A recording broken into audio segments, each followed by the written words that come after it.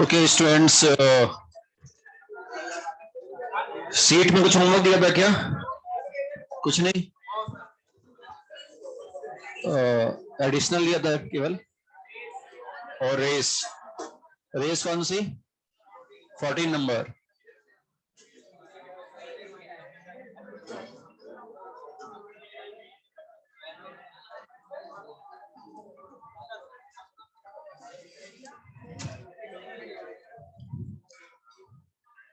देखो, थोड़ा सा अपन पहले आज थ्योरी करते हैं, है ना? तो खुश हो, हमेशा नहीं थ्योरी करवा दो, है ना? एक्चुअल में क्या है कि टेस्ट में तुम्हारा थोड़ा थर्मो आगे तक आ रहा है, और थोड़ा अपन लेट भी चल रहे, 2-3 क्लास पीछे चल रहे हैं हर कोई, तो थोड़ा सा अपन थ्योरी में आगे कंटिन्यू करते हैं। बता दूंगा मैं आपको, अभी तो चलने दो। ओके, तो थर्मोडायनेमिक्स में जो हम लोग कर चुके हैं उसका ही कंटिन्यू कर रहे हैं। तो आपको मैंने एक टेबल बोला था लिख के लाने को, बना लिया आप लोगों ने? वो टेबल कोई नहीं किया? कहाँ बनाया हुआ है? एक में बनाया हुआ है, कुछ लोगों ने किया है, बाकी लोगों ने नहीं किया। ओके चलो, हाँ इसको दिखाया।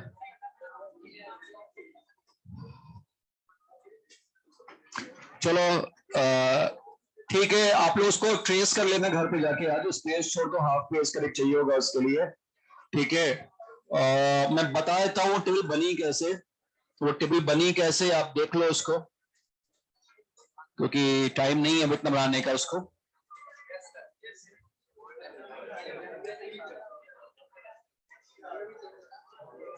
ओके स्टूडेंट्स, देखो यहाँ पर सुनो ध्यान से।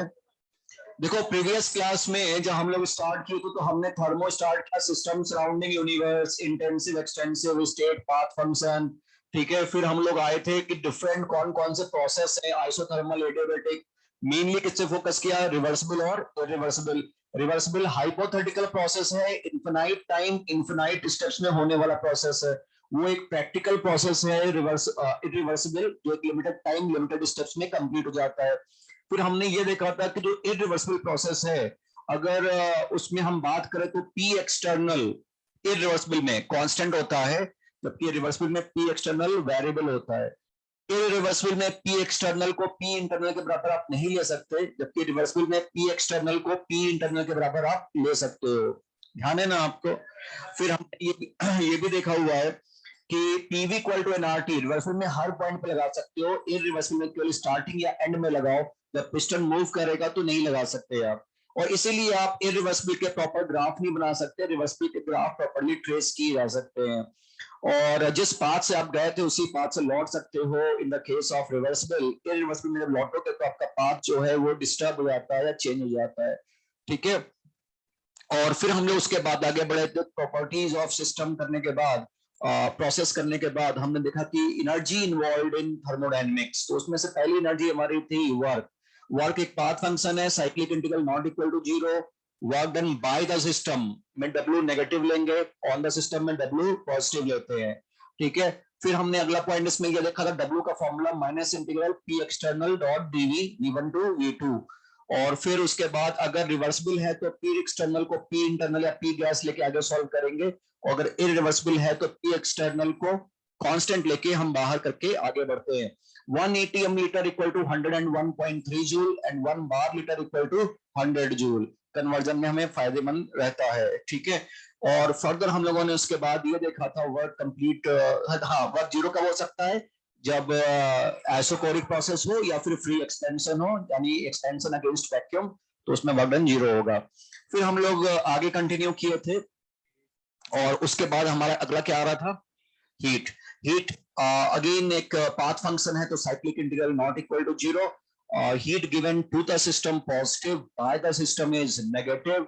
और again heat capacity, molar heat capacity, specific heat capacity, वो सब देखा। Heat capacity, molar heat capacity at constant pressure, CP CV देखा। तो अपन ने फॉर्मूला जो याद रखना है वो क्या है, क्यू के फॉर्म में, Q equal to M H T T, Q equal to C D T, ठीक है, एनसीएमडीटी या QP equal to NCPDT, QV equal to NCBDT, याद है। और सारी हीट कैपेसिटी वैसे तो टेम्परेचर डिपेंडेंट होती है, और लेकिन हम अपने कभी कभी हम उसको कांस्टेंट मान लेते हैं अगर कुछ और डेटा वगैरह हमें ना दिए गए हों प्रॉपर्ली। तो अगर दे रखा है C as a function of T, तो हम फिर इंटीग्रेट करके करेंगे, है ना। और उसके बाद हम लोगों ने क्या देखा था फर्दर की, हाँ, CP minus CV equal to R for ideal gas. और फर्दर देखा था हमने कि सीपी और सीपी में सीपी बड़ा है और सीवी छोटा होता है, क्योंकि कुछ अमाउंट जो हीट का होता है वो वर्क में खत्म हो जाता है in the case of constant pressure, जबकि कांस्टेंट वॉल्यूम पे सारी हीट उसकी इंटरनल एनर्जी पर आती है, और हीट कहीं भी और भी डिस्ट्रीब्यूट नहीं होती, मतलब वर्क में डिस्ट्रीब्यूट नहीं होती। तो CP greater than CV, solid liquid के लिए सीपी सीवी अप्रोक्सीमेटली सेम। और फिर हम लोगों ने ये देखा था कि कैलकुलेशन ऑफ सीपी और जो सीवी का ग्राफ था, है ना, वो अपन ने कहा था कैलकुलेशन ऑफ सीवी लिखा था ना, क्या लिखा था, सीवी फॉर आइडियल गैस ना, वो आपको टेबल बनाना था, आपने बनाया नहीं, ठीक है। अपन है ना, नहीं जिन्होंने बनाया ठीक है, जिन्होंने नहीं बनाया वो घर पे जाके बना लेंगे आज जाके। तो इसको मैं ये समझा देता हूँ कि ये टेबल बनी कैसे है ना, ये टेबल आता कैसे है। देखो इसमें फिजिक्स में कुछ पार्ट इन्वॉल्व है ना, जिसे हम बोलते हैं इक्वी पार्टीशन ऑफ एनर्जी या डिग्री ऑफ फ्रीडम। अब हो सकता है फिजिक्स में ये पार्ट पढ़ा दिया गया हो या नहीं पढ़ाया, तो आगे पढ़ाएंगे, पढ़ा दिया गया है। तो देखो हमें बहुत उसमें नहीं जानना है कि डिग्री ऑफ फ्रीडम क्या होता है, कैसे डिस्ट्रीब्यूशन है, क्या है क्या नहीं है। हमारा सिर्फ और सिर्फ फोकस यहाँ पर ये है, इतना सा है कि आपको ये समझ में आ जाए कि जो ये हमारे पास टेबल है इसको फ्रेम कैसे करना है यूजिंग डिग्री ऑफ फ्रीडम, ठीक है। केवल हमें वो समझाना है कि न्यूमेरिकली बनता कैसे है। तो बच्चों ये ध्यान रखना है कि टोटल डिग्री ऑफ फ्रीडम किसी भी मॉलिक्यूल का, आइडियल गैस की बात कर रहा हूं, हेडिंग के साथ आइडियल गैस अपने लिखा दिया था, ठीक है। तो किसी भी गैस का टोटल डिग्री ऑफ फ्रीडम होता है 3 इंटू एम, और 3 इंटू एम, एन क्या है, एटोमिसिटी, जो उसकी एटोमिसिटी होगी उससे मल्टीप्लाई 3 टाइम्स करेंगे तो टोटल डिग्री ऑफ फ्रीडम आता है। इसमें से 3 डिग्री ऑफ फ्रीडम होते हैं टोटल डिग्री ऑफ फ्रीडम में, ट्रांसलेशनल, रोटेशनल और vibrational. Translational degree of freedom हमेशा 3 होता है, ऑलवेज 3। एक्चुअल में क्या होता है, कोई मॉलिक्यूल जो है वो एक्स एक्सेस के अलोंग या वाई एक्सेस के अलोंग या जेड एक्सेस के अलोंग मूवमेंट कर सकता है, उस हिसाब से 3 डिग्री ऑफ फ्रीडम होगा हमेशा, ट्रांसलेशनल ऑलवेज 3 ही रहेगा। चाहे कोई भी आपका मोनोटॉमिक, डायटोमिक, ट्राइटोमिक कोई भी गैस हो, ट्रांसलेशन हमेशा 3 रहेगा। रोटेशनल डिग्री ऑफ फ्रीडम या तो 2 होगा या फिर 3 होगा। 2 कब होगा, जब सारे एटम एक लाइन में है। लीनियर मॉलिक्यूल के लिए रोटेशनल डिग्री ऑफ फ्रीडम हमेशा 2 लिया जाता है, और अगर नॉन लीनियर मॉलिक्यूल है तो हम फिर रोटेशनल डिग्री ऑफ फ्रीडम हमेशा 3 लेते हैं, 2 या 3। और vibrational degree of freedom calculate करना इतना आसान नहीं होता, तो हम क्या करते हैं, टोटल डिग्री ऑफ फ्रीडम निकाल लेते हैं, उसमें से ट्रांसलेशनल और रोटेशनल माइनस करके हम वाइब्रेशनल डिग्री ऑफ फ्रीडम निकालते हैं, ठीक है। तो मैं लिखवा दूंगा अभी, बस अब ध्यान सुनो। टोटल डिग्री ऑफ फ्रीडम कितना है, 3 इंटू एटॉमिसिटी। ट्रांसलेशनल कितना होगा, 3। रोटेशनल 2 होंगे, या तो 2 होगा या फिर 3 होगा। अगर तुम्हारे पास मॉलिक्यूल लीनियर है तो 2 लेना, और अगर नॉन लीनियर मॉलिक्यूल दिख रहा है तो 3 लेना, ठीक। अच्छा, फिर ये ट्रांसलेशनल रोटेशनल निकालने के बाद वाइब्रेशनल डिग्री ऑफ फ्रीडम कैसे निकालेंगे, टोटल डिग्री ऑफ फ्रीडम में से ट्रांसलेशनल और रोटेशनल माइनस कर देना, तो वाइब्रेशनल डिग्री ऑफ फ्रीडम आ जाएगा, ठीक। अच्छा, फिर जब इनकी मदद से, इन डिग्री ऑफ फ्रीडम की मदद से जब हम निकालने की कोशिश करते हैं सीवी सीपी को, तो कैसे किया जाता है, सीवी की कैलकुलेशन में ट्रांसलेशनल डिग्री ऑफ फ्रीडम का कंट्रीब्यूशन होता है R/2, है ना। ट्रांसलेशनल का हमेशा लेंगे R/2, रोटेशनल का लेंगे R/2, मतलब एक रोटेशनल का, each rotational degree of freedom का कंट्रीब्यूशन होता है R/2, और वाइब्रेशनल डिग्री ऑफ फ्रीडम का होता है कंट्रीब्यूशन R, पूरा R लेते हैं, ठीक है। तो उनके रीजन आपको पढ़ने हैं अगर, तो आपको फिजिक्स में आके देखना पड़ेगा, वैसे कोई इतना जरूरत पड़ेगी नहीं, केवल हमें अपना सीवी को, कैलकुलेशन को समझाना है आपको, ठीक है। तो मैं आपको आपने लिख लिया है calculation of CV for ideal gas. तो मैं इसमें स्टेटमेंट लिखवा देता हूं, आप उसमें जो बॉक्स जो बनाना है आपको बाद में बना लेना, या बना लिया तो उसके नीचे लिख लेना। तो इसमें लिखो, पॉइंट्स में लिख लेंगे। तो पॉइंट्स में पहला पॉइंट लिखना, पहला पॉइंट लिखो total degree of freedom, total degree of freedom. तो बेटा इसको इस तरह लिख लेना आप, टोटल DOF है ना, degree of freedom equal to 3 into n, जहां पे n को लिखना एटॉमिसिटी, एटॉमिसिटी, n को लिखना एटॉमिसिटी। दूसरा पॉइंट, इसमें से translational, translational degree of freedom, DOF short में लिखना है, इसको ऐसा लिखते हैं n और बेस में TR equal to 3 always. Translational degree of freedom हमेशा 3 लिया जाता है, चाहे कोई भी केस आए हमेशा 3 ही लेंगे। तीसरा point, rotational degree of freedom n rotational, इसमें 2 ऑप्शन है, या तो 2 लो या फिर 3 लो, आइदर 2 और 3। 2 कब लेना, जब मॉलिक्यूल क्या हो, लीनियर, और 3 कब लेंगे, जब molecule non linear, non linear में 3 लिया जाता है। और vibrational degree of freedom, vibrational degree of freedom वो हम कैसे निकालते हैं, टोटल डिग्री ऑफ फ्रीडम में से ट्रांसलेशनल और रोटेशनल माइनस करके, उससे आसानी से निकल आता है, वरना बड़ा मुश्किल होता है इसको। 3n माइनस ट्रांसलेशनल और rotational degree of freedom minus कर। तो अगर मैं देखूं तो इसकी वैल्यू या तो होगी 3n माइनस 5 या फिर होगी 3n माइनस 6। -5 कब होगी, लीनियर के लिए, और नॉन लीनियर के लिए 3n माइनस 6 होती। ट्रांसलेशनल हमेशा 3 लेना, रोटेशनल अगर तुम्हें सारे एटम लग रहे एक लाइन में, तो CO2 मॉलिक्यूल आ जाए, CO2 में कार्बन सेंटर पे होता है और दोनों ऑक्सीजन लेफ्ट और राइट में, sp हाइब्रिडाइज्ड है, लीनियर मॉलिक्यूल है, तो 2 लेंगे। अगर वाटर आ जाए तो बेंड शेप आता है ना लोन पेयर की वजह से, ठीक है, sp3 हाइब्रिडाइज्ड, ठीक, तो उसमें फिर आप 3 लेना, रोटेशनल डिग्री ऑफ फ्रीडम। अभी न्यूमेरिकल कर लेंगे 1-2, लेकिन हाँ इस तरह से किया जाता है। अच्छा, फिर इसको नोट करने के बाद 5वां पॉइंट होगा contribution of each translational degree of freedom, each translational and rotational, contribution of each translational and rotational degree of freedom in CV।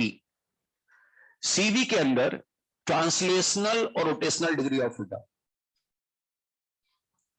Each है ना, ये लेते हैं R/2, R/2।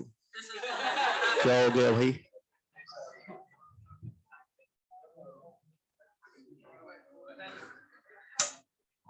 तो दूसरा पॉइंट ये आता है बच्चों, contribution of each vibrational degree of freedom, vibrational degree of freedom in CV equal to R लेना।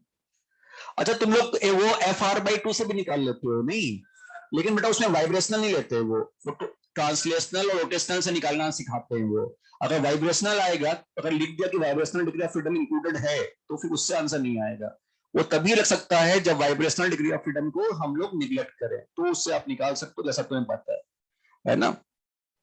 तो वो भी सही है, मतलब जल्दी करने के लिए वो रहता है, क्योंकि एक्चुअली मैं पॉइंट लिखवाऊंगा बीच में अभी एक और, कि वाइब्रेशनल डिग्री ऑफ फ्रीडम जब बहुत हाई टेम्परेचर होता है तभी एक्टिव होती है।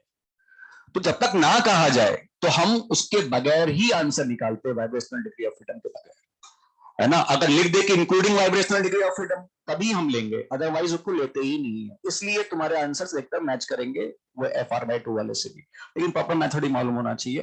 तो ये हमारे पास आ गया इतना पॉइंट। एक बार बेटा हम CV निकाल लेंगे ना, तो फिर CP निकाल ही सकते हैं।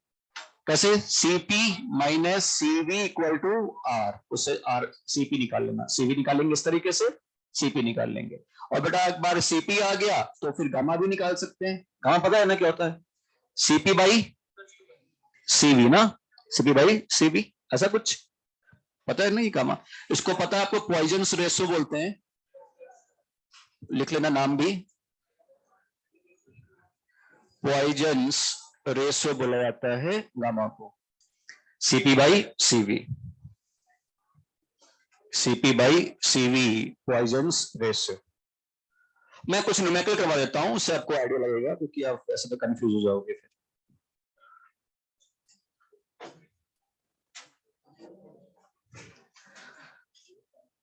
ओके, लेफ्ट हैंड साइड रख करूं। तो जैसे मान लो तुम्हें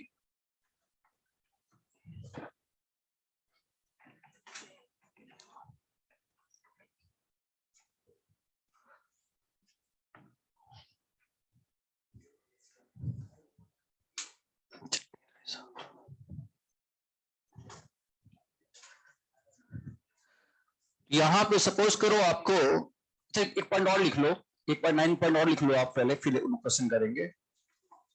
9 पॉइंट में लिखो vibrational degree of freedom, 9 point लिखो बच्चों, vibrational degree of freedom is active, vibrational degree of freedom is active, vibrational degree of freedom is active only at very high temperature, only at very high temperature, vibrational degree of freedom is active only at very high temperature, hence if not specified, hence if not specified, comma, it is not considered, if not specified, comma, it is not considered in calculation of, it is not considered in calculation of CP and CV, it is not considered in calculation of CP and CV। तो अगर तुम्हें ना दिया जाए, ना कहा जाए, तो आप वाइब्रेशनल डिग्री ऑफ फ्रीडम के बगैर ही आंसर निकालते हो। तो क्वेश्चन लिखो, calculate, calculate Poisson's ratio, calculate Poisson's ratio for A part H2 hydrogen, B part NH3, B part NH3, आगे लिखना considering both without vibrational degree of freedom, considering both without vibrational degree of freedom and with vibrational degree of freedom, and with vibrational degree of freedom। तो एक hydrogen वाला मैं कर देता हूं, फिर आप लोग अमोनिया वाला ट्राई कर लेना। सपोज करो बेटा हाइड्रोजन का है ना, हाइड्रोजन गैस है, पहला पार्ट में कर देता हूं। तो सबसे पहले आपको क्या करना है, टोटल डिग्री ऑफ फ्रीडम निकालो। कितना टोटल डिग्री ऑफ फ्रीडम हो गया? कितना? 3 into एटॉमिसिटी ना, 6, टोटल 6 होगा। इसमें से बेटा ट्रांसलेशनल डिग्री ऑफ फ्रीडम हमेशा क्या होगा? 3, ऑलवेज 3 ही होगा। रोटेशनल, देखो ये लीनियर है कि नॉन लीनियर है? लीनियर, तो क्या हो गया? 2। और वाइब्रेशनल डिग्री ऑफ फ्रीडम कैसे निकालते हैं? टोटल डिग्री ऑफ फ्रीडम में से ट्रांसलेशनल और रोटेशनल को माइनस करके। ठीक है ना? प्रॉब्लम है किसी को? तो बेटा एक बार तुमने ये ट्रांसलेशनल, रोटेशनल और वाइब्रेशनल डिग्री ऑफ फ्रीडम निकाल लिया, देख लेना, फिर आप कर लेना बी पार्ट अपना जो भी है। तो क्या मैं without vibrational degree of freedom को कैलकुलेशन में मैं करूं, without vibrational degree of freedom. क्या मैं सीवी निकाल सकता हूं? सीवी क्या लेंगे, जितना भी ट्रांसलेशनल डिग्री ऑफ फ्रीडम है ना, हर एक का r/2, तो क्या कर देंगे 3 इंटू r/2, रोटेशनल का भी 2 इंटू r/2, तो कितना हो गया ये मेरे पास 5r/2। सीवी आने के बाद सीपी निकाल लेना। सीपी कैसे निकलेगा, सीवी प्लस आर, ये कितना हो गया बेटा 5r/2 प्लस आर, कितना हो गया 7r/2। फिर आप गामा निकाल लेना, सीपी बाई सीवी कितना आ गया 7/5। ये विदाउट है। अगर with vibrational degree of freedom आ जाए तो, with vibrational degree of freedom, तो सीवी की वैल्यू कैसे निकालोगे, translational plus rotational plus vibrational कितना है, हाँ तो 1 है, तो 1 इंटू आर, ये कितना हो गया बेटा 7r/2। और सीपी क्या करेंगे सीवी प्लस आर, तो कितना हो गया 9r/2। और गामा कितना हो गया सीपी बाई सीवी, यानी कि 9/7। 9/7 ट्रांसलेशनल, रोटेशनल और वाइब्रेशनल डिग्री ऑफ फ्रीडम से कैलकुलेट करने का तरीका, सीपी और सीवी को। जिनका हो जाए फिर वो अमोनिया के लिए ट्राई करें, NH3 के लिए।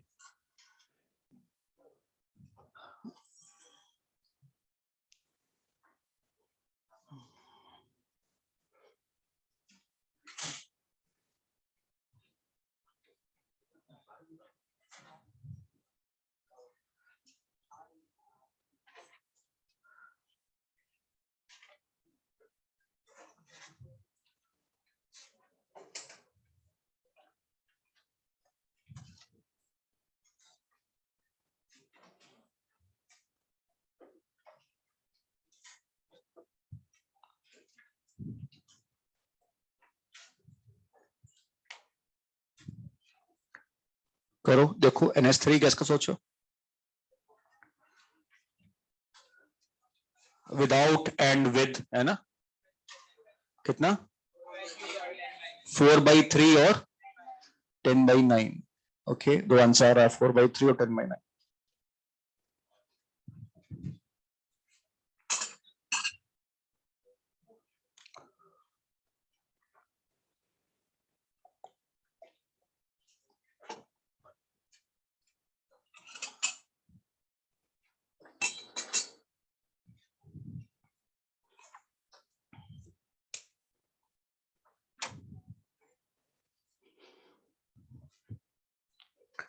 फोर बाई थ्री और 7/6 बता रहा है ऑनलाइन एक बच्चा। 4/3 और 7/6 कि 10/9 देख लो, मुझे पता नहीं क्या है, कर लो। 4/3 और 7/6 या 4/3 10/9 क्या आ रहा है, 10/9 ही आ रहा है। ओके 10/9 ही बोल रहे बच्चे सारे।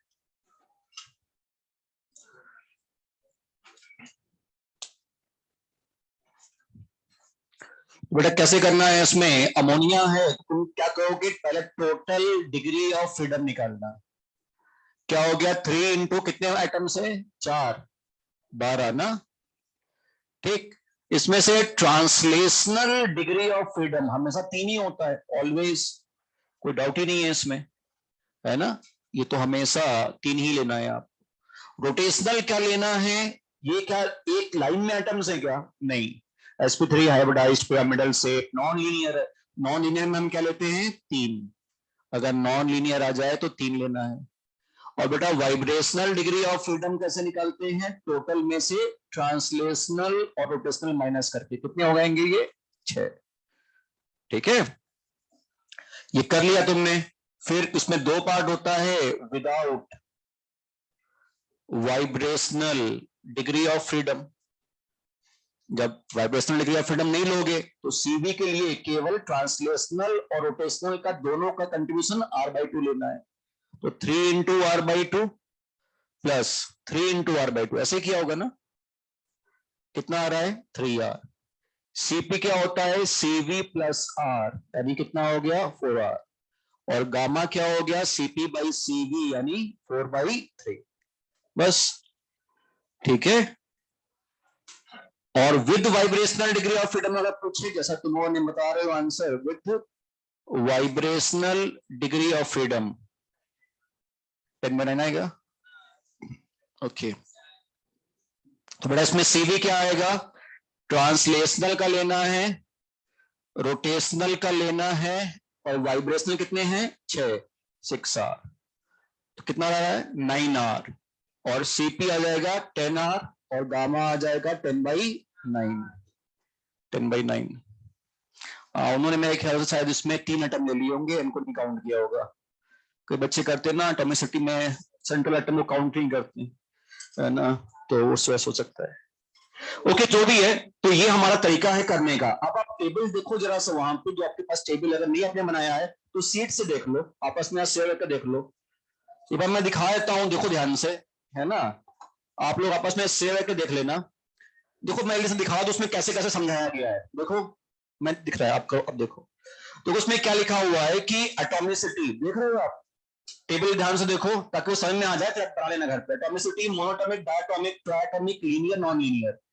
अब देखो उसमें अगला लिखा है NTR, ट्रांसलेशनल हमेशा 3 लिखा हुआ है, दिख रहा है आपको। रोटेशनल वाला 0 या 2 2 3, जब भी लीनियर है तो 2 होगा, नॉन लीनियर में 3 आ रहा है, देख रहे हो। और वाइब्रेशनल वैसे बताया जैसे मैंने बताया है आपको।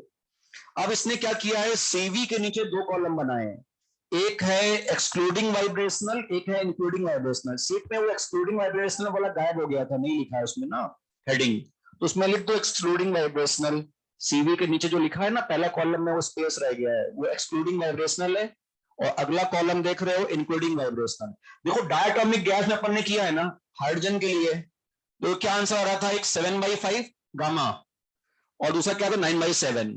देखो डायटॉमिक में 7/5 9/7 ना, दिख रहा है आपको, सबसे लास्ट में गामा दिख गया ना।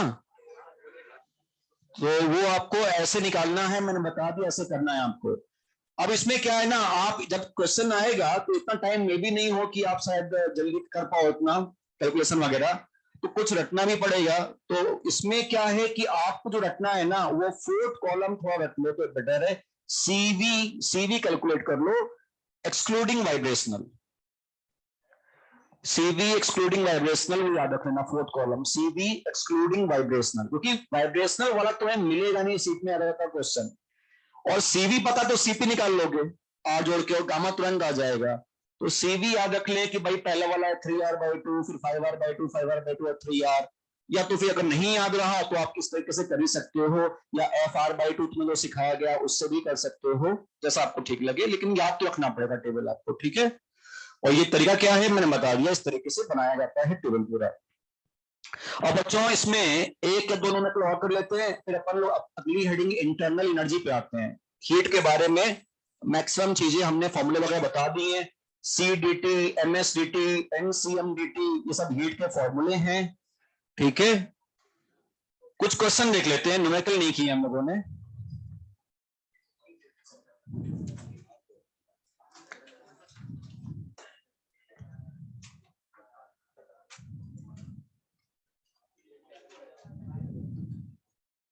क्वेश्चन लिखो, calculate heat required, calculate heat required, calculate heat required, heat required to raise the temperature of, calculate heat required to raise the temperature of, to raise the temperature of 2 moles of an ideal gas, to raise the temperature of 2 moles of an ideal gas, bracket में monoatomic, monoatomic, from 300 to 400 Kelvin, from 300 to 400 Kelvin at constant volume, at constant volume। करो जरा सा, क्या निकालना है, heat निकालना है। Temperature बढ़ाना है 300 केल्विन से 400 केल्विन, तो कितनी हीट चाहिए होगी किसी गैस का टेम्परेचर 300 से 400 केल्विन तक बढ़ाने के लिए, और गैस है मोनोटॉमिक।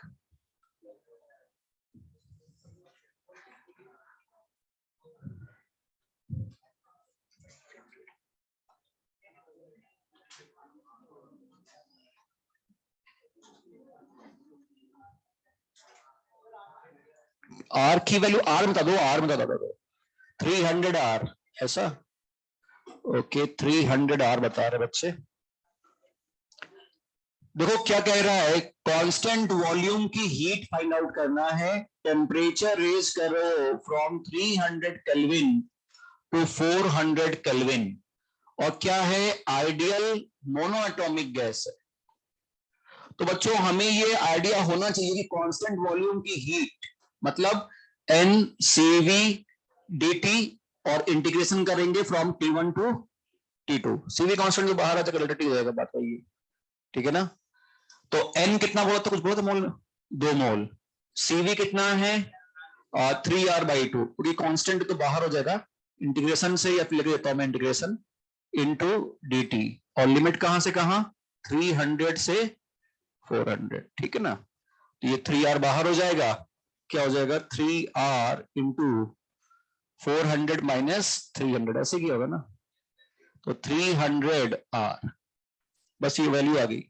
अच्छा, अगर ये कॉन्स्ट, अगर तुम्हारे पास जूल में करना है, मान लो आंसर जूल में चाहिए, क्या कर देंगे, 300 इंटू 8.314 जूल, और कैलोरी में चाहिए तो 2, है ना। तो इस तरह से कर लेंगे, आर की वैल्यू रखने के बाद वो जूल या कैलोरी में कन्वर्ट हो जाएगा डिपेंडिंग ऑन डेटा, ठीक है। अच्छा, अगला क्वेश्चन इसमें,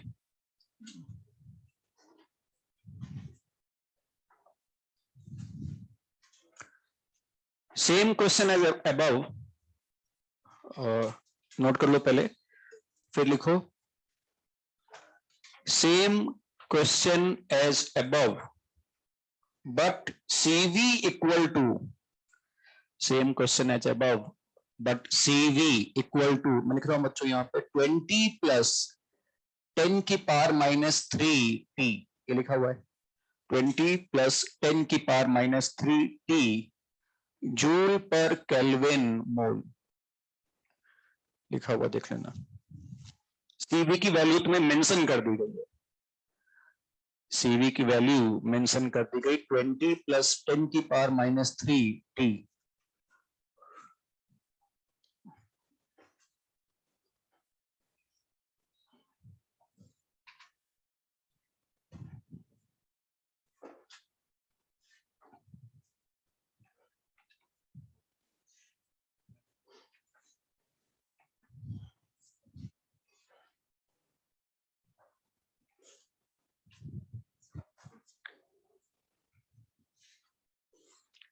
तो वेरिएबल दे दिया है CV को, जो दे रखा है उसी का यूज करेंगे हम लोग, कितना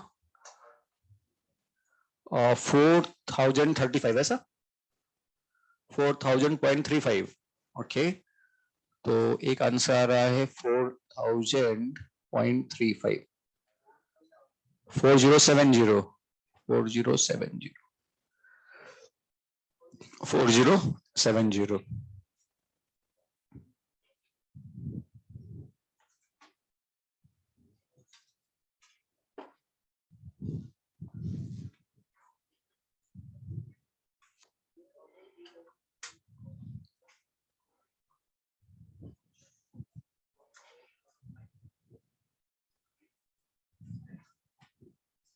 कितना आ रहा है 4070, ये आंसर है, सही है 4070। तो बेटा वही वाला फॉर्मूला है, बस CV वेरिएबल है, तो हम यहाँ पे QV equal to n CV dt integration T1 से T2, और n है 2, CV हो गया 20 प्लस 10 की power minus 3t dt, limit 300 to 400, तो n ये कितना हो जाएगा 20t ना, प्लस 10 की power minus 3t²/2, from 300 to 400, तो ये हो जाएगा 2 times of 20 into 400 minus 300 plus 10 की power -3 by 2 into 400 square minus 300 square, तो ये तो हो जाएगा 2000 हो गया ना मेरे ख्याल से, पहला वाला टर्म 2000 ना, प्लस 10 की पावर -3 बाई 2 इंटू ये हो जाएगा 400 प्लस 300 700 इंटू 100 ना, ठीक है। तो ये 0.70 35 2035 यानी 4070, ठीक है। और जूल में दिया था तो जूल में आंसर, ठीक है।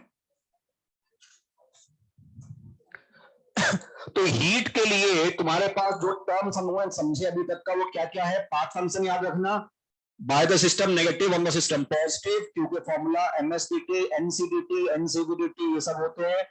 वेरिएबल होता है हीट कैपेसिटी, ना दिया जाए तो कांस्टेंट मान लेंगे, ठीक है। और सीवीसीपी निकालते कैसे हैं? गैसेस का, आइडियल गैस का निकाला है, आइडियल गैस का ही मैंने दिया हुआ था, ठीक है। तो वो सारी चीजें हम लोगों ने देखी हैं, और उसके अलावा तो और जैसा सा आएगा प्रोसीड करेंगे तो आगे मालूम पड़ेगा। थर्ड एनर्जी की तरफ बढ़ते हैं, वो है इंटरनल एनर्जी। हेडिंग डालना internal energy, internal energy, internal energy.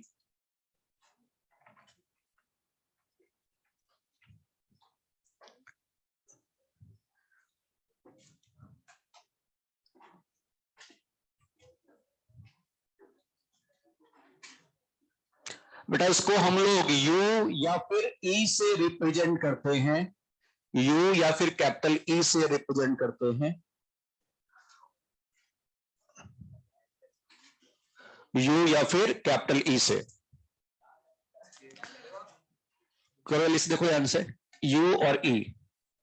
देखना यहां पर जो इंटरनल एनर्जी है ना, ये एक्चुअल में क्या है, कई सारी तरह की एनर्जी का समेसन होता है। जैसे मेरे पास एक कंटेनर है, कंटेनर में गैस रखा हुआ है, तो अगर मुझसे कहा जाए कि भाई इस गैस की इंटरनल एनर्जी के बारे में बात हो रही है ना, तो इंटरनल एनर्जी क्या हो सकता है?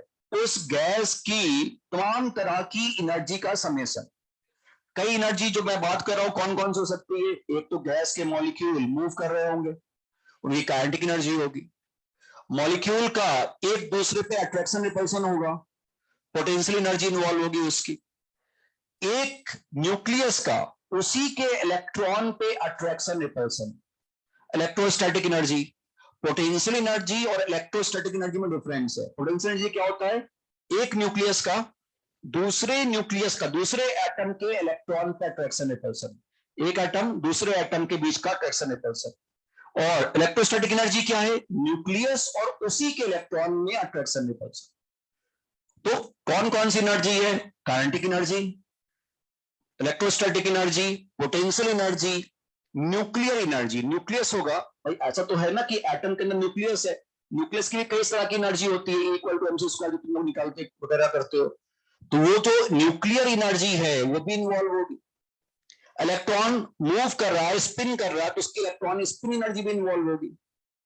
तो होता क्या है कि अगर मैं कहूं कि एक कंटेनर में 2 मोल गैस रखी हुई है, तो कौन सी एनर्जी को इंटरनल एनर्जी बोल रहे हैं? तो कई तरह की एनर्जी का समेसन होता है, kinetic energy, potential energy, electrostatic, nuclear, spin energy, ठीक है। अब क्या मैं विजुलाइज करो, एक कंटेनर में गैस रखा हुआ है, तो क्या मैं उस गैस की टोटल इंटरनल एनर्जी निकाल सकता हूं क्या? किसी तरह से मान लो मैंने काइनेटिक एनर्जी निकाल लिया, पोटेंशियल एनर्जी निकाल लिया, लेकिन न्यूक्लियस की एनर्जी कैसे निकाल लूंगा? इलेक्ट्रॉन स्पिन कैसे एनर्जी निकाल लूंगा? तो हम क्या करते हैं कि हम इंटरनल एनर्जी की एग्जैक्ट वैल्यू कैलकुलेट नहीं कर पाते।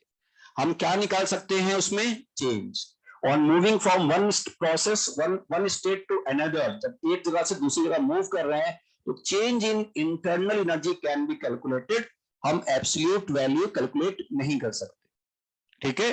तो इतना देखते हैं, पहले आप इसमें लिखो, इसमें internal energy of any substance, इसमें लिखो internal energy of any substance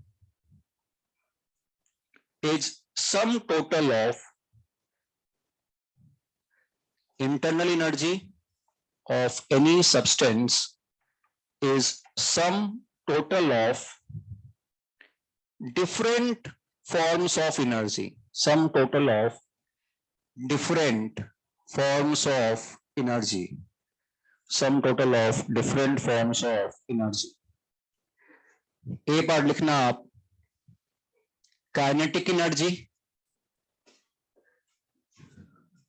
of molecules, kinetic energy of molecules. अच्छा, काइनेटिक एनर्जी जो है, जैसे तुम अगर देखोगे किसी भी सब्सटेंस की, उसकी काइनेटिक एनर्जी जो होती है टेम्परेचर पर डिपेंड करती है।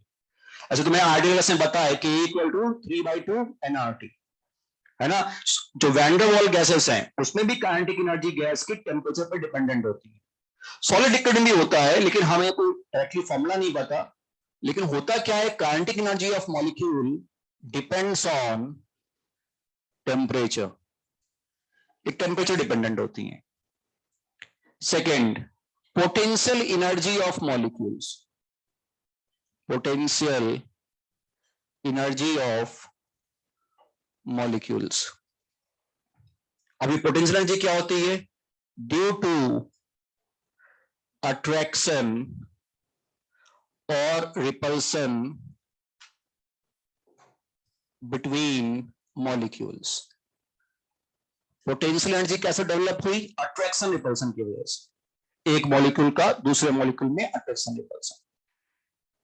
और एनर्जी कौन सी होती है इसके अंदर, electrostatic energy, electrostatic energy due to nucleus and its own electrons, nucleus और खुद के इलेक्ट्रॉन के बीच में जो अट्रैक्शन वगैरह हो रहा है वो इलेक्ट्रोस्टैटिक एनर्जी क्रिएट करता है। चौथा, न्यूक्लियर एनर्जी। पांचवा, electron spin energy, F etcetera etcetera.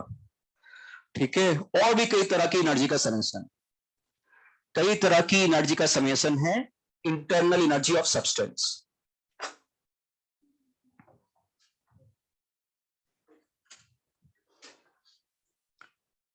तो ये आपने मतलब सबसे ऊपर पहला पॉइंट में लिखा, पॉइंट नहीं लिखा था ना कुछ भी, तो इसके ऊपर तुमने लिखा था ना, उसी को पहला पॉइंट कर देना। ये पहला पॉइंट हो गया हमारा, है ना।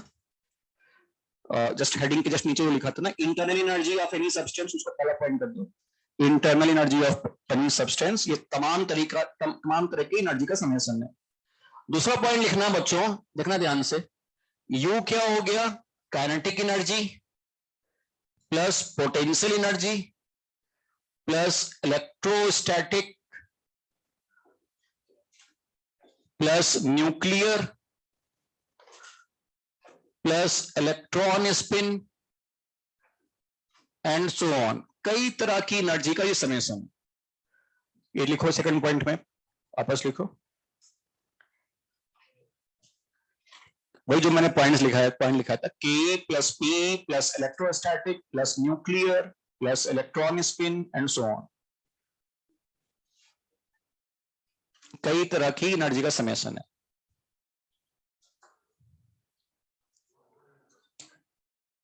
सेकेंड पॉइंट में ही लिखना, इसके बाद नोट करने के बाद,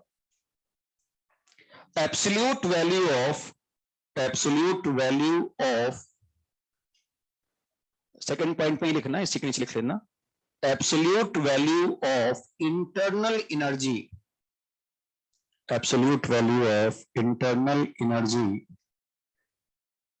can not be calculated, absolute value of internal energy cannot be calculated, neither it is required, cannot be calculated और required भी नहीं है, neither it is required, cannot be calculated, neither it is required। Full stop. उसी में लिखना we can calculate change in internal energy during a process. We can calculate change in internal energy during a process. किसी process में हम change internal energy का find out कर सकते हैं। अब देखना बच्चों, यहां पे थर्ड पॉइंट में एक मिनट देखना, अगर मुझे चेंज निकालना है, सपोज करो मेरे पास एक कंटेनर में गैस रखी हुई है, उसे हमने स्टेट 1 से स्टेट 2 तक एक्सपैंड किया, गैस अगर एक्सपैंड हुई, अगर गैस एक्सपैंड होगी तो क्या गैस में जो इलेक्ट्रॉन है उसकी स्पिन एनर्जी चेंज हो जाएगी क्या? केवल गैस एक्सपैंड हो रही है तो क्या उसके इलेक्ट्रॉन स्पिन एनर्जी चेंज हो जाएगी क्या? न्यूक्लियर एनर्जी बदलेगी क्या? नहीं बदलेगी। क्या उसमें इलेक्ट्रोस्टैटिक एनर्जी बदल जाएगी? न्यूक्लियस और उसी के इलेक्ट्रॉन पर जो अट्रैक्शन लग रहा था केवल एक्सपेंशन से बदल जाएगा क्या? नहीं। तो इनमें से कोई एनर्जी नहीं बदलती। हाँ, काइनेटिक एनर्जी बदल सकती है। तो तुम एक्सपेंशन कर रहे हो, अगर टेम्परेचर बदला तो के बदल जाएगा, और मॉलिक्यूल एक दूसरे के जो पास पास थे हो सकता थोड़ा दूर दूर चले गए हों तो पोटेंशियल एनर्जी बदल सकती है। तो चेंज इन इंटरनल एनर्जी होता है, change in internal energy delta U, वो होता है डेल्टा यू काइनेटिक एनर्जी की वजह से plus delta you potential energy की वजह से। बाकी सब तो you final minus you initial करोगे तो जीरो जीरो होते चले जाएंगे। तो जो चेंज इन इंटरनल एनर्जी है जो हम कैलकुलेट कर सकते हैं वो होता है because of kinetic energy change. Kinetic energy की वजह से जो इंटरनल एनर्जी बदली या पोटेंशियल एनर्जी जो चेंज हुआ उसकी वजह से जो इंटरनल एनर्जी बदली उसकी वजह से होता है। तो delta U is because of delta U K E plus delta U PE. Fourth point, for ideal gas, अगर क्वेश्चन में आइडियल गैस लिख जाए तो आइडियल गैस में क्या अट्रैक्शन रिपल्सन होता है क्या? नहीं। तो उसकी पोटेंशियल एनर्जी जो रहती है, आइडियल गैस में इसकी वजह से भी चेंज नहीं होगा। Change in internal energy is due to change in K U only, अगर आइडियल गैस का क्वेश्चन आ जाए तो for ideal gas delta U PE equal to 0 as no attraction और रिपल्सन इन आइडियल गैस। तो ideal gas में intermolecular कुछ interaction है ही नहीं, तो पोटेंशियल एनर्जी की बात ही नहीं होगी वहां पर, डेल्टा यू पी 0 होगा, यानी कि डेल्टा यू जो होगा वो केवल काइनेटिक एनर्जी की वजह से होगा आइडियल गैस के लिए। और हमें ये पता है फॉर आइडियल गैस कि काइनेटिक एनर्जी किस पे डिपेंड करती है आइडियल गैस के लिए? Function of temperature. तो इसका मतलब इंटरनल एनर्जी भी फंक्शन ऑफ टेम्परेचर है फॉर आइडियल गैस। अगर आइडियल गैस का क्वेश्चन आए तो इंटरनल एनर्जी तभी बदलेगी जब टेम्परेचर बदल रहा हो उसका सिस्टम का। तुमने अगर ध्यान हो आइसोथर्मल प्रोसेस में डेल्टा यू 0 कर दिया करते हैं, है ना, क्योंकि उसकी इंटरनल एनर्जी बदलती ही नहीं है, क्योंकि वो कांस्टेंट हो गया टेम्परेचर, तो ये यू कांस्टेंट हो जाए। फिर से देख लो, इंटरनल एनर्जी कई तरह की एनर्जी का समेशन है, के T, electrostatic, nuclear, electron spin. हम एब्सोल्यूट वैल्यू नहीं निकाल सकते, हम क्या निकाल सकते हैं? चेंज। चेंज किसकी वजह से होगा? काइनेटिक एनर्जी के चेंज की वजह से या फिर पोटेंशियल एनर्जी के चेंज की वजह से। और अगर आइडियल गैस हो तो उसमें पोटेंशियल एनर्जी का चेंज भी नहीं हो सकता क्योंकि उसमें अट्रैक्शन रिपल्सन था ही नहीं। तो ये पार्ट हट गया। तो delta U is because of delta U के। और काइनेटिक एनर्जी किस पे डिपेंड करती है? केवल टेम्परेचर पे, यानी इंटरनल एनर्जी भी केवल टेम्परेचर पे डिपेंड करेगी फॉर आइडियल गैस। ठीक है, सब काम आएगा डेरिवेशन में हम लोगों को आगे। ठीक है, और कितने पॉइंट हो गए इसमें? 4 पॉइंट। 5वां पॉइंट लिखो, आखिरी पॉइंट, इसके फॉर्मूले पे आते हैं। लिखो, internal energy is a state function. Internal energy is a state function. याद रखना, HUGS सारे स्टेट फंक्शन होते हैं। इंटरनल एनर्जी इज अ स्टेट फंक्शन, hence मैं लिख रहा हूं यहां पे cyclic integral of du equal to 0। Internal energy का साइक्लिक इंटीग्रल 0 होता है चेंज का, ठीक है।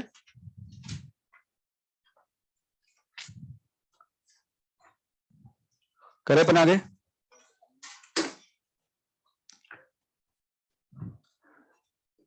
तो हेडिंग लिखना अब अगली, calculation of delta you, calculation of delta you.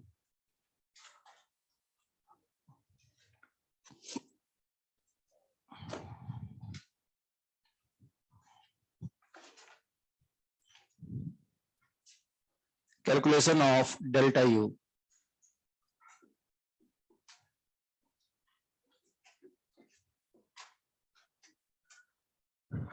अब बच्चों थोड़ा डेरिवेशन एक बार देख लेना, काफी बड़ा सा डेरिवेशन है और इतने स्पेस में होगा भी नहीं पूरा ही, अगर अपने को मिलता बोर्ड तो फिर अपन कर पाते हैं, पूरे में कर दूं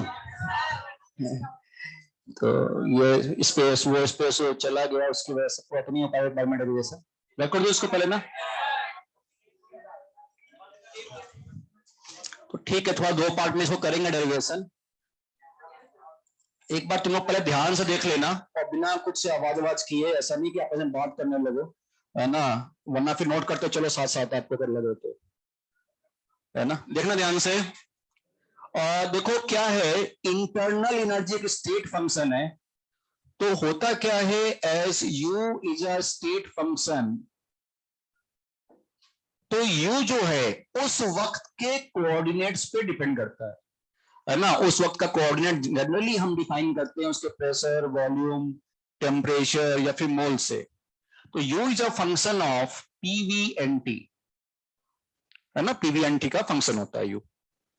अब होता क्या है, अगर क्वेश्चन में एक्सपेंशन कॉम्प्रेशन का है, केवल गैस एक्सपैंड या कॉम्प्रेस हो रही है, तो अगर गैस एक्सपैंड हुई या कॉम्प्रेस हुई तो क्या अंदर के मोल बदल जाते हैं क्या? तो तब बदलेंगे जब रिएक्शन हो या स्टेट चेंज वगैरह कुछ हो जाए। तो यहां पर ड्यूरिंग एक्सपेंशन और कॉम्प्रेशन, पहले मैं एक्सपेंशन कॉम्प्रेशन की बात कर रहा हूं, ड्यूरिंग एक्सपेंशन या फिर कॉम्प्रेशन एन जो होता है वो होता है कांस्टेंट। तो यू किसका फंक्शन हो गया, पीवीटी का, पीवीटी का। और होता क्या है, जो पीवीटी है ये आपस में इंटर रिलेटेड होते हैं, मतलब प्रेशर डिपेंड कर रहा है वॉल्यूम टेम्परेचर पे, टेम्परेचर डिपेंड कर रहा है प्रेशर वॉल्यूम पे, ठीक है।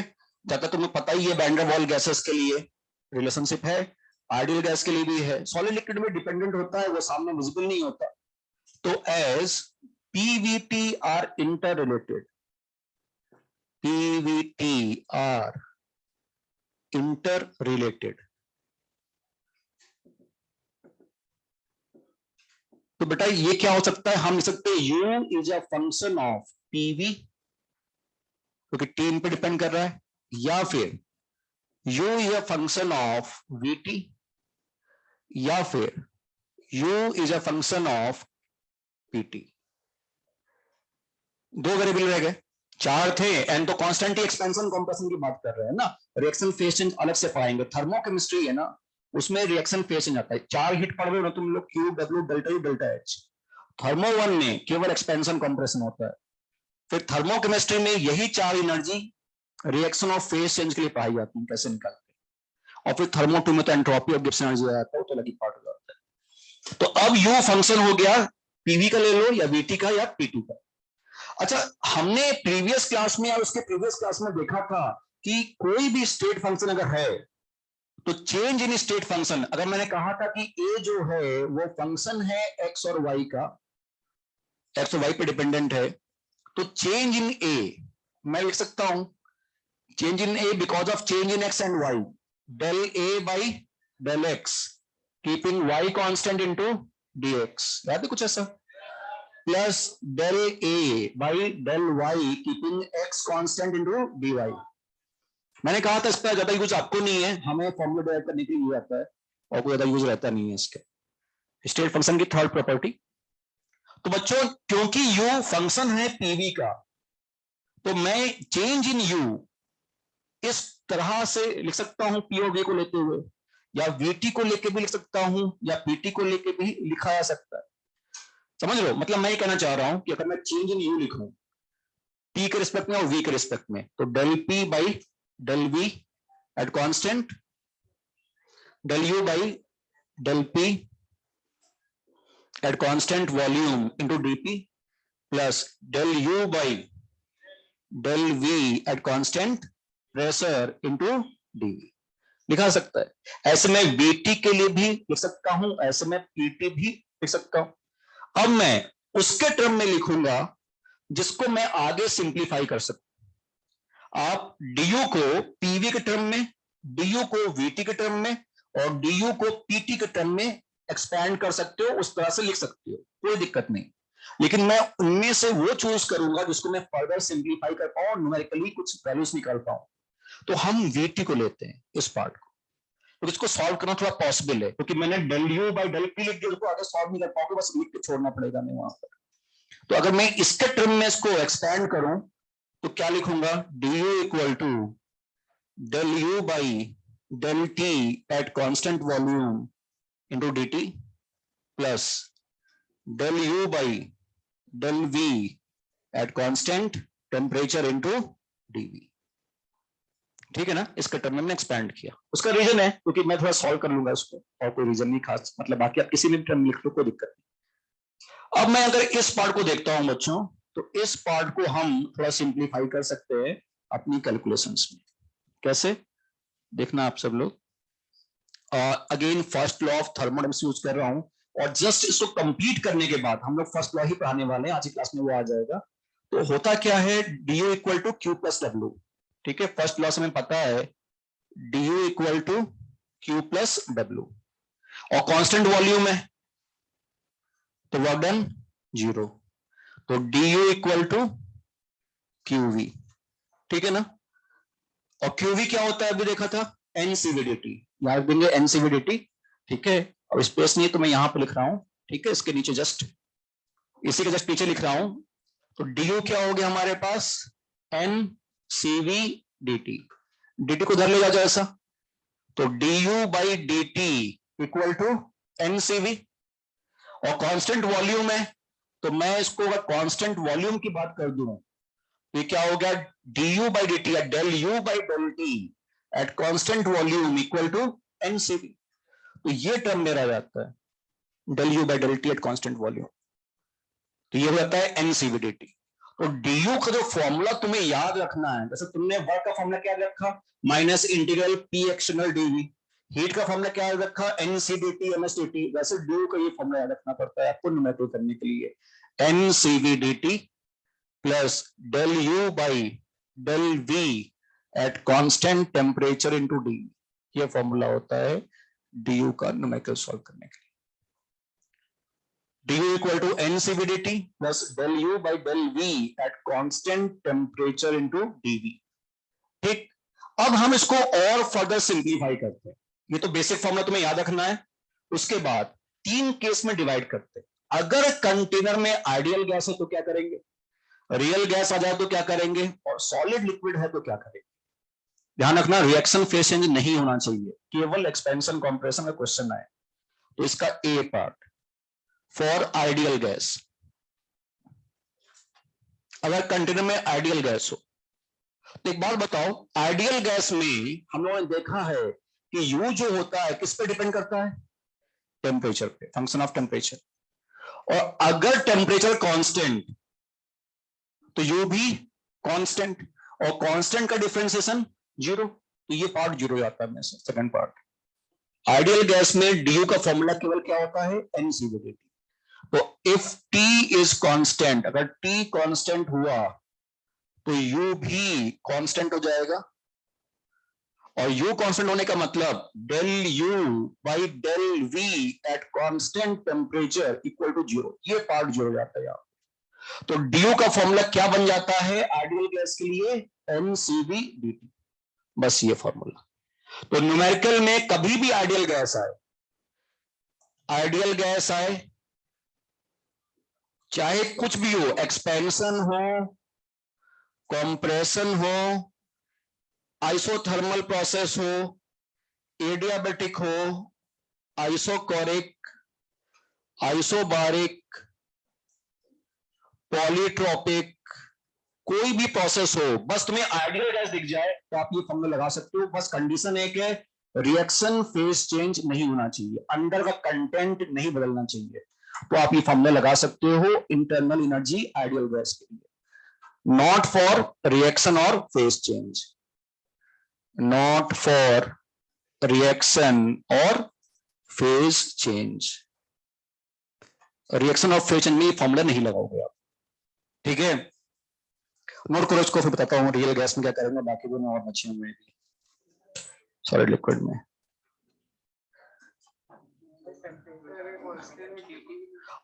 मुझे पता था ये डाउट रहता है बच्चों को। चलो मैं बता देता हूँ, आप नोट कर लो पहले। ये बच्चे बोल रहे हैं, काफी लोग अभी बोल रहे होंगे शायद कि टेम्परेचर कांस्टेंट तो ये dt भी 0 हो जाएगा, है ना। तो बता देता हूँ मैं, नोट कर लो पहले इसको, सही है ये जो लिखा है ना। देखो एक्चुअल में क्या है, मैंने आपको जब वो समझाया था वो डीए वाला फॉर्मूला, ध्यान से देखना, डीए का जो फॉर्मूला समझाया था, del A by del X keeping Y constant into d X plus del A by del Y keeping X constant into d Y. तो मैंने आपसे कहा था ये दोनों टोटली इंडिपेंडेंट है एक दूसरे से। पहले मैं ए में चेंज देखूंगा because of change in X keeping Y constant, मैं चेंज कर लूंगा, 2-4 मिनट वेट कर लूंगा, उसके बाद फिर मैं y में चेंज करके a में चेंज निकालूंगा कीपिंग x कांस्टेंट। दोनों को साथ साथ नहीं कर रहा हूं, पर दोनों को साथ साथ करूंगा तो हमेशा ही 0 आएगा। ये तुम एक्सप्रेशन जो तुम्हारे पास है, ये वॉल्यूम कांस्टेंट डी भी 0, टी कांस्टेंट डी टू 0, दोनों 0-0 हो गया। तो ये इंडिपेंडेंट इवेंट है, दोनों को एक दूसरे से मिक्स मत करना, ये कॉमन मतलब कंफ्यूजन रहता है। और ये तो ऐसे y कांस्टेंट तो dy 0, x कांस्टेंट dx 0, तो हमेशा नजर आएगा आपको। ये टोटली अलग है, ये 5 मिनट के गैप में दोनों कराए गए हैं, ऐसे समझ लो आप, ठीक है। एक बार v कांस्टेंट रखते हुए t में चेंज किया और देख लिया कि u में क्या चेंज आता है, ठीक है ना। एक बार t में चेंज करके u में चेंज निकाल लिया, रुक गए, फिर v में चेंज करके u में चेंज निकाला गया है। दोनों बिल्कुल अलग हैं, सेपरेट इवेंट्स हैं, ठीक है ना। एक्सक्लूसिव इवेंट्स बोलते हैं प्रोबेबिलिटी में तुम लोग, है ना, तो कुछ बोलते हो ना शायद, पुरानी प्रोबेबिलिटी है।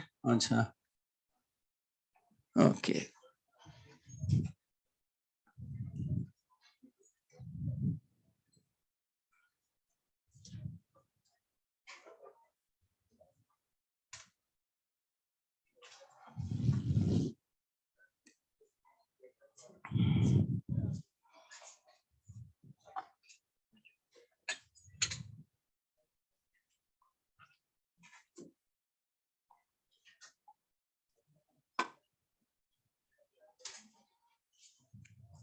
नीचे लिखा है ideal gas, expansion, compression, isothermal, adiabatic, isochoric, isobaric, polytropic, कोई प्रोसेस हो, बस तुम्हें आइडियल गैस दिख जाए, डेल्टा यू हमेशा एनसीवी डेल्टा टी होगा, रिएक्शन ना होना चाहिए बस अंदर, और फेस चेंज ना हो।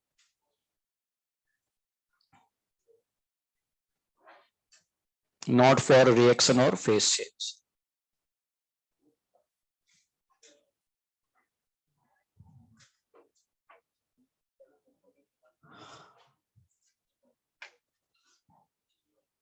B part for real gas, अगर क्वेश्चन में रियल गैस आ जाए, ठीक है, नोट कर लो।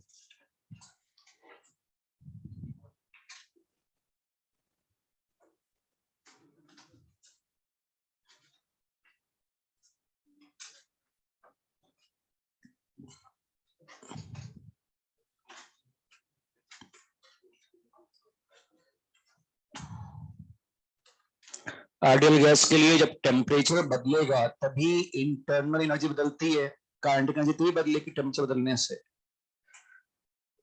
तो यू जो है वो फंक्शन ऑफ टी होगा।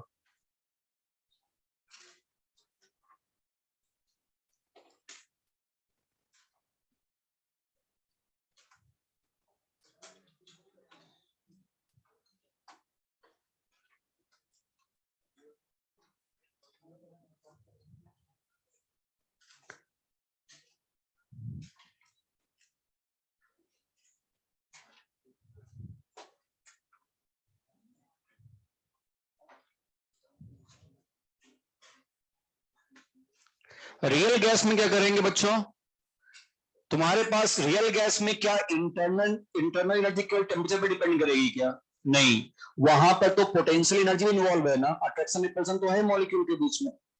तो वहां पे ये पूरा फॉर्मूला लगाना पड़ेगा आपको, जहां पे ये second term del U by del V आपको क्वेश्चन में गिवन होगा, ये वैल्यू गिवन होगी, उसको रखेंगे, फिर इंटीग्रेट करके करना पड़ेगा हमें। तो for real gas du equal to N C V D T plus del U by del V at constant temperature into dV, ये पूरा फॉर्मूला लगाना पड़ेगा आपको, where del U by del V at constant temperature will be provided, ये आपको दिया जाएगा। ठीक है ना, जो सेकेंड टर्म है जो del U by del V वो प्रोवाइडेड होगा। मानो तुम्हें दे दिया गया A by V, del U by del V दे दिया A by V, A by V रख के डीवी करके इंटीग्रेट कर देंगे v1 से v2 और कर देंगे। लेकिन सीट में मैं बता दूं तो 95% क्वेश्चन आइडियल गैस से मिलते हैं, रियल गैस पे अगर मिलेगा नहीं क्वेश्चन, लेकिन कॉन्सेप्ट यही होता है। लेकिन if real gas isochoric process चला जाए, रियल गैस आइसोकोरिक में, तो क्या हो जाएगा डीवी जीरो, तो इसलिए एनसीवीडीटी। तो डी का फॉर्मूला एनसीवीडीटी, ठीक है। यू और वी में फर्क तो दिख रहा है ना आपको, ये तो नहीं कि इसको वी बना दे रहे हो दही बना दे रहे हो, हाँ? ये यू है, और साफ से बनाऊं क्या?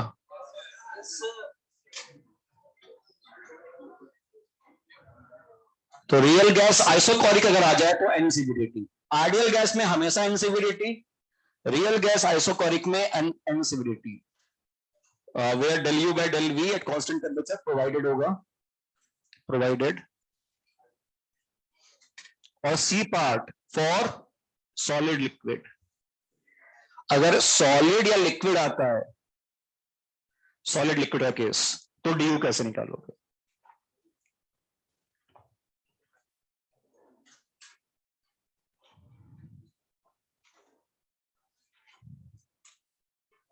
सॉलिड लिक्विड में एक बात बताओ, आप कोई भी प्रोसेस कर दो, प्योर सॉलिड है, मान लो ये आयरन का ब्लॉक है, आप कुछ भी चेंज कर दो, टेम्परेचर प्रेशर, तो क्या वॉल्यूम पे बहुत बड़ा फर्क पड़ जाएगा क्या? नहीं, तो डीवी हमेशा जीरो रहता है उसका, तो आप हमेशा एनसीवीडीटी लगा सकते हो सॉलिड लिक्विड में भी।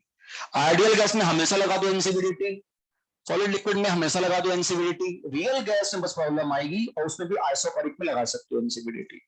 तो सॉलिड लिक्विड में लिखो, एक स्टेटमेंट लिखवा देता हूं मैं फॉर सॉलिड लिक्विड, लिख रहे हो क्या अभी? कहां तक पहुंचे हो तुम लोग?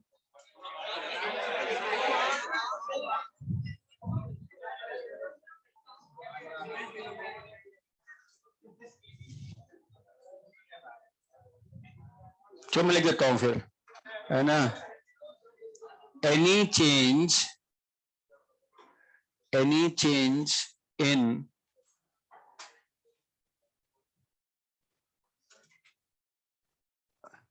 P, T does not result, any change in P, T pressure, temperature does not result in any appreciable change in any appreciable change in volume, implies dV tending towards zero। तो du का formula, ये dV है ना, du नहीं है भाई, पता नहीं क्या लिख दो। तो du का formula NCV/dt, NCV/dt।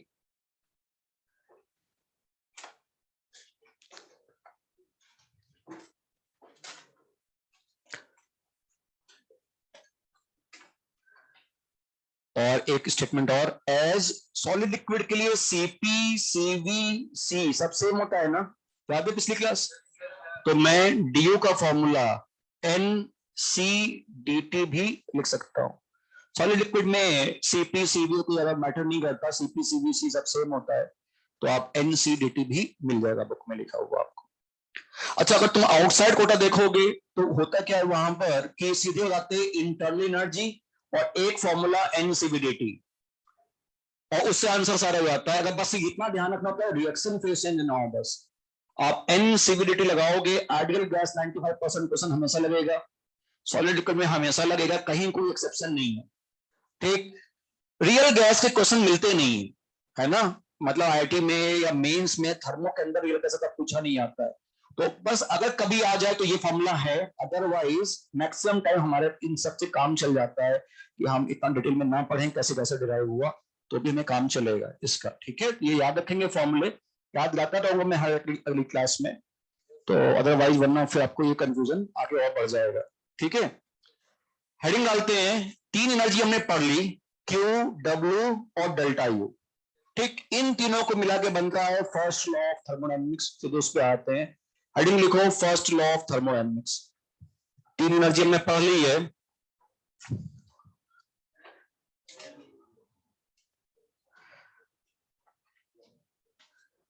First law of thermodynamics. लिख रहा है कोई क्या? जल्दी करो थोड़ा सा, है ना।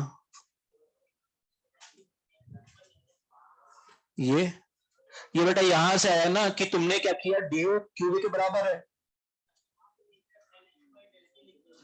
हाँ, इसको मैंने टी को इधर, डी को इधर ले गया, तो D U by D T हुआ।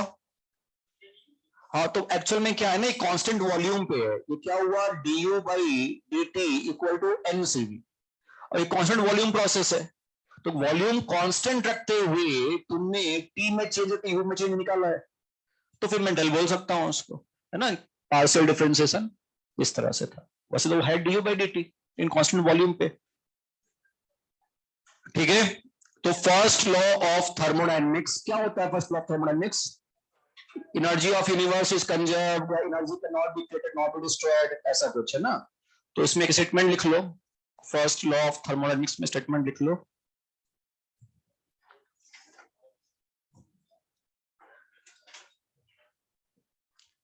Energy of universe is conserved, energy of universe is conserved, energy of universe is conserved,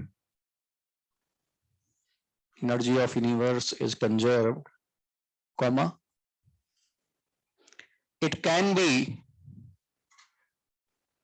changed from, it can be changed from one form to another, it can be changed from one form to another, it can be changed from one form to another। तो देखो formula तो है delta U equal to Q plus W, है ना। अगर हम देखें तो जो बुक्स में दिया मिलता है लिखा हुआ, कैसे उसको अपन ने सोचा, तो मान लेते हैं एक कंटेनर में गैस रखी है, उसकी इंटरनल एनर्जी है U1, कुछ इंटरनल एनर्जी है, आपने इसको हीट सप्लाई किया, heat supplied to system.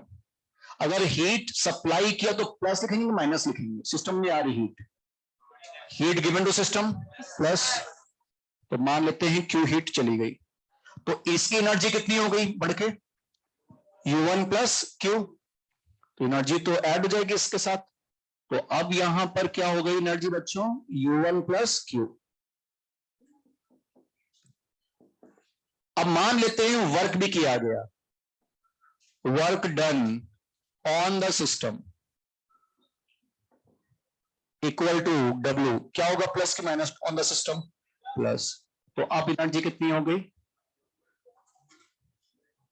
Energy कितनी हो गई यहाँ पे U1 plus Q plus W, और ये सब मिला के मान लेते हैं U2 है एनर्जी। ठीक है, तो U2 equal to U1 plus Q plus W इधर आ जाएगा। ठीक है, delta U equal to Q plus W।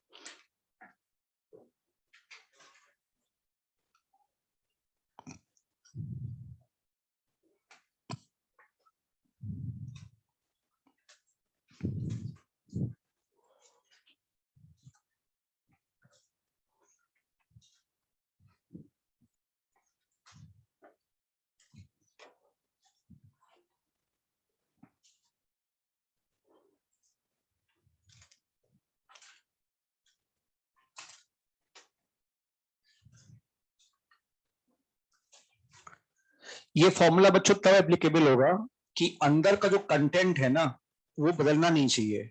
ऐसा नहीं कि आपने 5 मोल से स्टार्ट किया फिर आधी मोल गैस के बाहर निकल गए फिर आप आधा एक्सपेरिमेंट कर रहे हो, तो वो चीज नहीं होनी चाहिए। दूसरा कि ये सिस्टम रेस्ट में होना चाहिए, रेस्ट में होना चाहिए, और एक्सटर्नल फील्ड्स इलेक्ट्रिक और मैग्नेटिक फील्ड की एब्सेंट है। अगर वो सब होंगे तो और भी डिफरेंट एनर्जी इन्वॉल्व हो जाती है, तो वो भी हमें लेना पड़ता है। लेकिन हमारा जो सिस्टम है वो रेस्ट में मान के काम करते हैं यहाँ पे। ठीक है, मैं स्टेटमेंट लिखवा देता हूँ, नोट करने के बाद लिखना आप। नोट करके लिखो।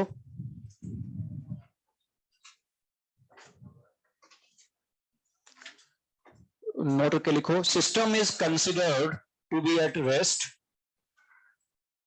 System is considered to be at rest. System is considered to be at rest with external fields absent.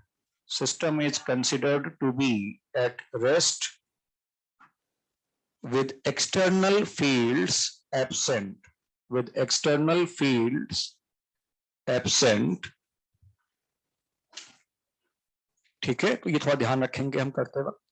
और न्यूमेरिकल करते हैं अब थोड़ा सा जल्दी से ताकि होमवर्क दे पाए। न्यूमेरिकल लिखो पहला।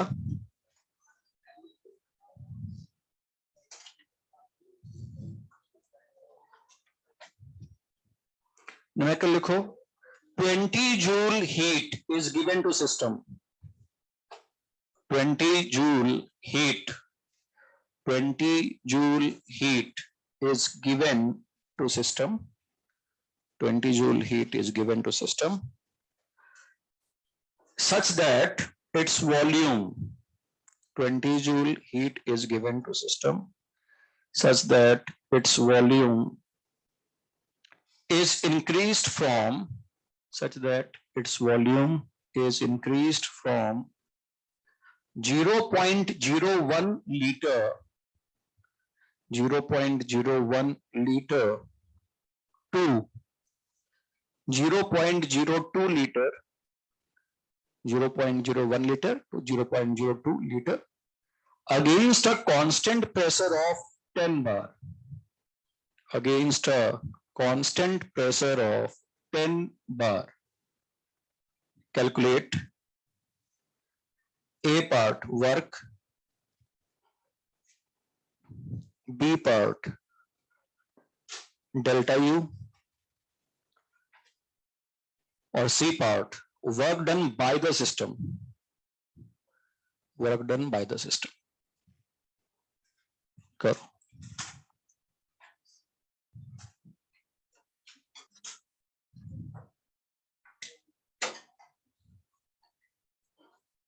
वर्क निकालना है और डेल्टा यू फाइंड आउट करना है और work done by the system भी फाइंड आउट करना है हमें।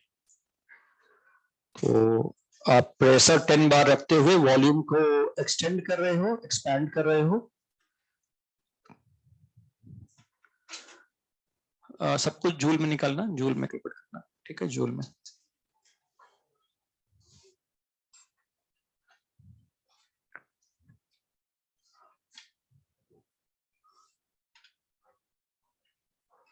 वर्क कैसे निकाल सकते हैं?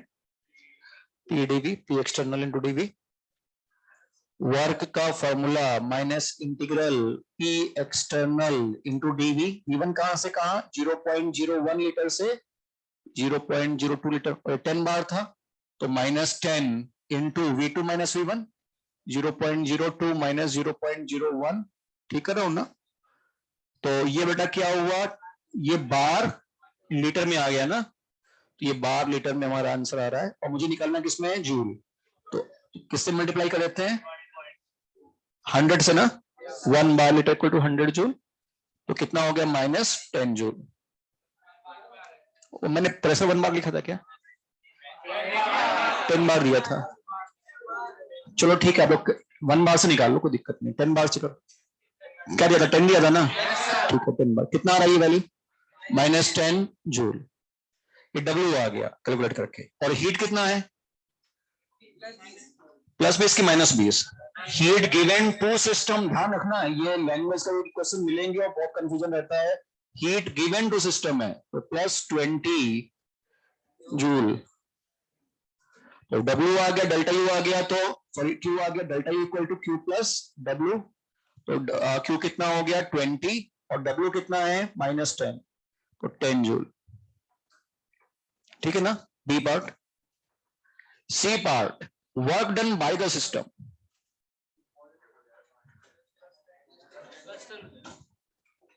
हाँ ठीक है, work done by the system.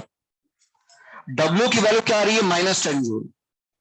तो work done by the system ने कितना वर्क किया है 10 जूल ना, उल्टा साइन लेके 10 जूल। अगर ये ना समझ में आया हो लास्ट वाला सी पार्ट, बाकी समझ में ना, वर्क का फॉर्मूला लगा दिया और सीधे हमने कन्वर्ट किया delta U Q plus W. अगर ये थर्ड पार्ट ना समझ में आया हो तो क्वेश्चन और देख लो, उससे आपको आइडिया लग जाएगा। आप लिख लो पहले, work done by the system is 10 joule. बोलो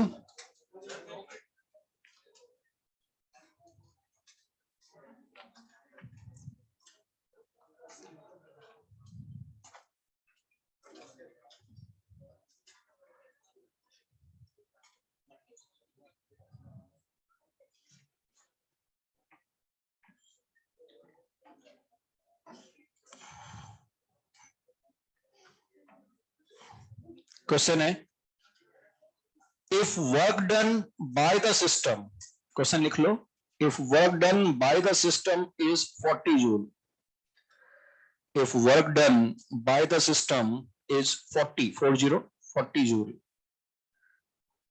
and heat given by the system is 60 joule, work done by the system is 40 joule and heat given by the system is 60 joule, 60. Calculate delta U. Calculate delta U. Minus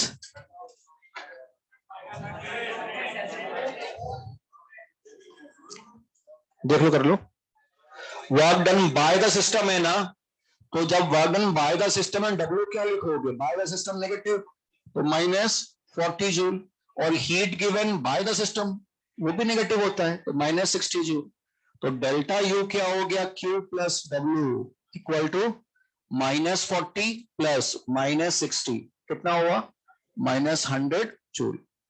ठीक है, मैंने इसलिए कराया, देखो यहां पे क्या लिखा था language, work done by the system is 40 joule, work done by the system is 40 joule, तो W क्या लिया तुमने -40। ऐसे उल्टा देखो, W यहां पे माइनस आ रहा है, तो जब तुम लैंग्वेज में लिखोगे work done by the system तो प्लस ही लिखोगे ना। आप ये सोचो, सिंपली सोचो, work done by the system खाली 10 जूल लिखा होता, केवल इतना नीचे लिखा होता, W क्या लेते हो तुम, -10 ही तो लेते ना। ठीक है ना, W -10 तो work done by the system का, इसलिए समझाया ये वाला question.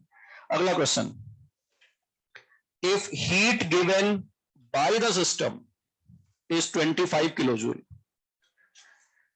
If heat given by the system is 25 kilojoule, calculate delta U for given process. If heat given by the system is 25 kilojoule, calculate delta U for given process. देखना यहाँ पे बच्चों, एक प्रोसेस गिवन है, pressure ATM में और volume litre में दे रखा है, और कुछ इस तरह से एक स्टेप दिखाया हुआ है आपको। ये कोऑर्डिनेट है इसके 3, ये वैल्यू है 10 और this value is 20।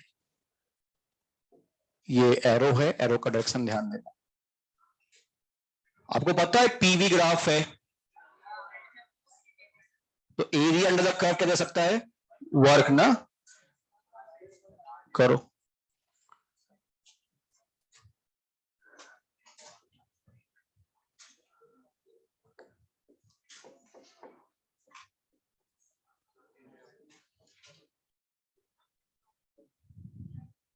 Area under curve से में क्या मिलेगा, वर्क। देखो करके बताओ क्या आंसर आएगा इसका फिर।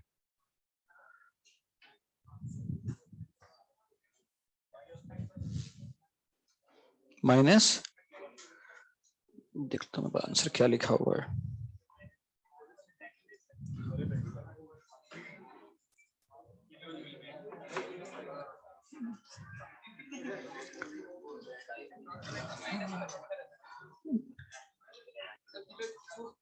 देख लो, तुम्हें करना है, तुम समझो। डेटा -28 पॉइंट समथिंग आता है, -28 किलो जूल के आसपास वैल्यू आती है। बेटा इसमें आप ये पता है ना कि एरिया अंडर द कर्व तुम्हें क्या देगा, वर्क, है ना, ये मालूम होना चाहिए आपको। पीवी ग्राफ का area under the curve work देता है, लेकिन मैग्नीट्यूड केवल, ये ध्यान देना, मैग्नीट्यूड देगा केवल, ये है ना। तो क्या होगा, वर्क की वैल्यू देखे मैग्नीट्यूड वाइज, तो क्या हो गया, 3 इंटू 20 - 10, ऐसा कितना आ गया, 30। 30 यूनिट क्या हो गई, एटीएम लीटर। ठीक, पहली चीज ये ध्यान देना। दूसरा, ये एक्सपेंशन है कॉम्प्रेशन है, एक्सपेंशन, तो डब्ल्यू का साइन अपने आप ठीक करना। Expansion work done by the gas, expansion हमेशा नेगेटिव होता है ना, एक्सपेंशन हमेशा डब्ल्यू नेगेटिव होता है, work done by the gas expansion negative, तो एज एक्सपेंशन, तो इसमें मैग्नीट्यूड मिलता है खाली, है ना, तो ये हो गया -30 एटीएम लीटर। और इसको अगर मैं किलो जूल में कन्वर्ट करूं, -30 into 101 joule divide by 1000 kilo joule, ठीक है, तो -3 पॉइंट समथिंग। और क्यों कितना बोला था अपन लोगों ने, हीट रिलीज में दी गई थी, हीट रिलीज है ना, तो 25 किलो जूल माइनस में, तो delta U equal to Q plus W, तो क्यू हो गया -25, और वर्क डन कितना हुआ हमारा, -3.03 समथिंग, है ना, ठीक है, -3.03, तो कितना हो गया, -28.03 किलो जूल। ये मैंने किलो जूल में क्यों लिया, क्योंकि मुझे हीट भी किलो जूल में दी गई थी इसलिए, ठीक है, ध्यान से देखना कैसे करना है। अगला क्वेश्चन, आखिरी,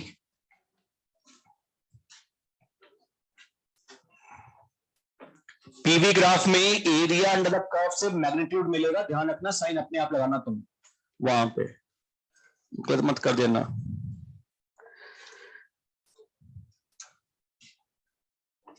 If heat given to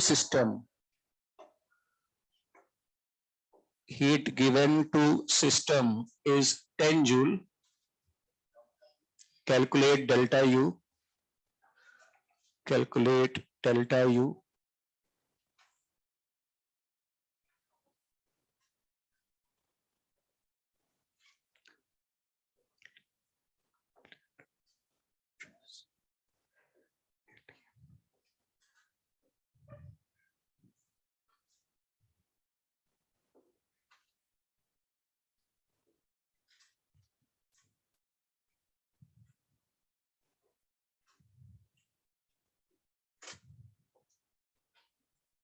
करो जरा सा देखो, ठीक, मैं तक होमवर्क देख लेता हूँ, सीट दिखाना थर्मो की, अभी तक कुछ भी नहीं दिया थर्मोडायनेमिक्स में, ठीक है बेटा, रिवाइज कर लेना पूरा थर्मो, तो फिर करना बैठना शुरू कर ना, ठीक है, लेकिन तुम लोग करोगे नहीं, सीधे करना शुरू कर दोगे। ओके, S1 में क्वेश्चंस हैं जो कर सकते हो आप।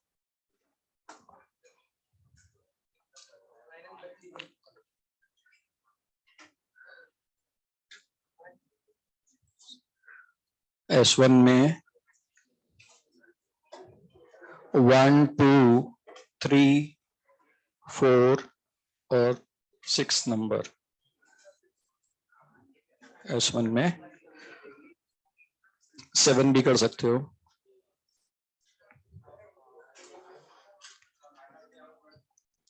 देख लेता हूँ, मुझे एग्जैक्टली आइडिया नहीं आंसर का।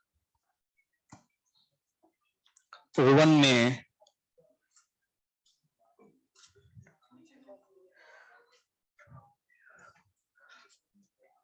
1, 2, 3, 4, 5,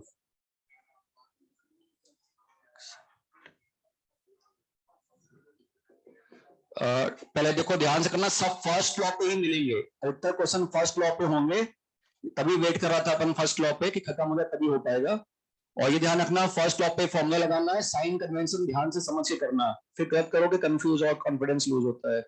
ये एक सीट आपकी, ओके, देखो इसमें गड़बड़ी शायद में भी आपने ध्यान दिया हो कि वॉल्यूम एक्सिस पे लेना है आपको, पीवी ग्राफ में area under the curve volume axis पे लेना होता है, पता तो होगा यार, ये तो है नहीं पता, तो ये वाला वॉल्यूम लेना है आपको वॉल्यूम एक्सिस पे, ठीक,